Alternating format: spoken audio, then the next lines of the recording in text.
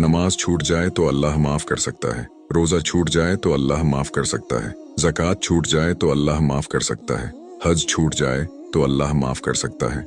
लेकिन मैंने किताबों में पढ़ा है, अगर आपने किसी का दिल दुखाया है और वो आपको माफ ना करे तो अल्लाह पाक भी माफ नहीं करता। एक बार एक शख्स ने आप सल्लल्लाहु अलैहि वसल्लम से पूछा, या रसूल अल्लाह, क्या आप दो लफ्जों में बता सकते हैं इस्लाम क्या है? आप सल्लल्लाहु अलैहि वसल्लम ने फरमाया, खिदमत खल्क, जिसका मतलब होता है दूसरों की मदद करना। आप सल्लल्लाहु अलैहि वसल्लम ने फरमाया, जिसने मेरी हदीस सुनी और दूसरों तक पहुंचा दी तो उस पर क़यामत के दिन मेरी सिफात वाजिब होगी। अल्लाह उसके चेहरे को रोशन करता है जो हदीस